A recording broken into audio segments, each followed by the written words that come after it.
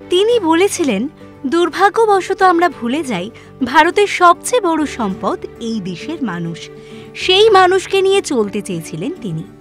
আমৃত্য চলেছিলেন মানুষের মধ্যে, বদলে দিয়েছিলেন সারা ভারতের ছবি।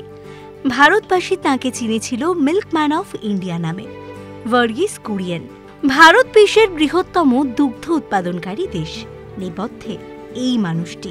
1946-এ সর্দার প্যাটেল ও তার অনুগামীদের উদ্যোগে গুজরাটের আনন্দে গড়ে উঠল দুধ উৎপাদনকারী কৃষকদের সমবায় সংস্থা। সেখানেই জেনারেল ম্যানেজার হিসেবে যোগ দিলেন ভার্গিস কুরিয়েন।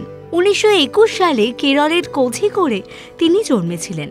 চেন্নাইয়ের লয়োলা কলেজ থেকে বিজ্ঞানে স্নাতক হয়ে কিছুদিন জামশেদপুরের টিস্কোয় চাকরি করেন। মিচিগান বিশ্ববিদ্যালয় থেকে ডেয়ারি ইঞ্জিনিয়ারিংয়ের ডিগ্রিও ছিল। কুরিয়েন সমবায় ব্যবস্থায় 5টি বড় পরিবর্তন আনেন। তার মধ্যে অন্যতম ছিল গ্রামের মানুষকে সরাসরি শিল্পের সঙ্গে সংযুক্ত করা, গ্রামীণ শিল্পে আধুনিক প্রযুক্তির প্রয়োগ ঘটানো এবং কোনো রকম সরকারি আর্থিক সাহায্য ছাড়াই। গুজরাটের 2টি গ্রাম দিয়ে শুরু হয়েছিল। 247 লিটার দুধ উৎপাদন হতো একদিনে। ধীরে ধীরে বাড়তে থাকে উৎপাদন। একসময় দুধের উৎপাদন গিয়ে দাঁড়ায় 20,000 লিটারে। 1955 সালে আত্মপ্রকাশ করে ব্র্যান্ড আমুল। আমুলকে ব্র্যান্ড হিসেবে তুলে ধরতে তিনি যে মার্কেটিং স্ট্র্যাটেজি নিয়েছিলেন তা ছিল একেবারে নতুন। ব্র্যান্ড অ্যাম্বাসাডার হিসাবে কোনো সেলিব্রিটির মুখ নয়, তিনি সম্পূর্ণ অন্যরকম ভাবনা আনলেন। পলকা ডট ফ্রক পরা এক কার্টুন বালিকা ঘরে ঘরে পৌঁছে গিয়েছিল সেই মেয়ে। গুজরাটে প্রথম গোখাদ্য প্রক্রিয়াকরণ কারখানার উদ্বোধন করতে এসে লাল বাহাদুর শাস্ত্রী গুজরাটের আর্থসামাজিক পরিবর্তনের চিত্র দেখে কুরিয়েনকে প্রস্তাব দেন গুজরাটের দুগ্ধ সমবায় মডেল সারা দেশে প্রয়োগ করার। সেই নীতি অপারেশন ফ্লাড। গোটা ভারতে ছড়িয়ে পড়ে গুজরাট দুগ্ধ সমবায়ের মডেল। তার নেতৃত্বে গড়ে ওঠে Gujarat cooperative milk marketing federation limited ও ন্যাশনাল ডেয়ারি ডেভেলপমেন্ট বোর্ড।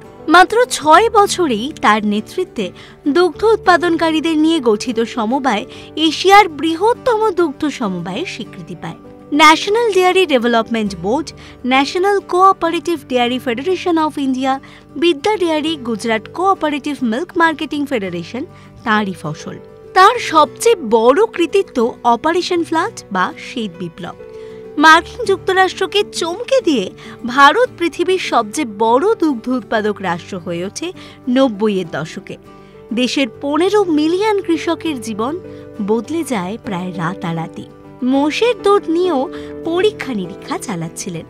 পৃথিবীর প্রথম মোষের দুধের মিল্ক পাউডার প্ল্যান্ট স্থাপন করে। ভারতের শ্বেত বিপ্লব এবং তার জনক ভার্গিস কুরিয়েনের জীবন সেলুলয়েডে নিয়ে আসেন পরিচালক শ্যাম বেনেগল। ছবি তৈরি করতে গিয়ে প্রযোজক সমস্যায় পড়েন পরিচালক। গুজরাটের 5 লক্ষ কৃষক মিলে প্রযোজনা করেছিল সেই ছবি। 1976-এ মুক্তি পায় মন্থন। প্রত্যেক কৃষক 2 টাকা করে দান করে ছবি তৈরির জন্য। এই ছবি ছিল একেবারেই তাঁদের ছবি।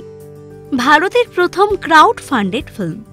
1977 সালে সিনেমাটি জাতীয় পুরস্কার জিতেছিল।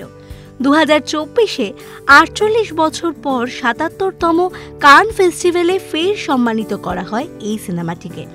এই বছরের 1 জুলাই যেহেতু জাতীয় দুগ্ধ দিবসে ভারতের 30টি শহরে এই সিনেমাটি পুনঃপ্রকাশ করা হয়। 2024 সালে ফের মুক্তি পায় এই ছবি। তার কাজের জন্য 1965-তে পদ্মশ্রী ও 1966-তে পদ্মভূষণ খেতাব দেওয়া হয়।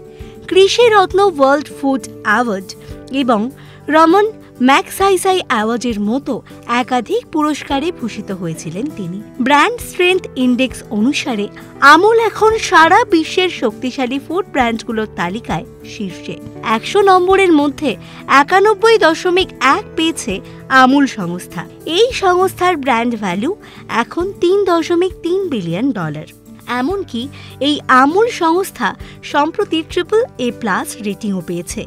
এই রিপোর্ট থেকে জানা যাচ্ছে যে এই আমুল সংস্থার এত বিপুল সাফল্যের মূলে আছে মানুষের বিশ্বাস, চাহিদা, গ্রাহকদের মধ্যে রেকমেন্ডেশন আমুলের পণ্যের গুণগত মান, গ্রাহকদের সঙ্গে এই সংস্থার গভীর সম্পর্ক শীর্ষস্থান পেতে সাহায্য করেছে আমুলকে।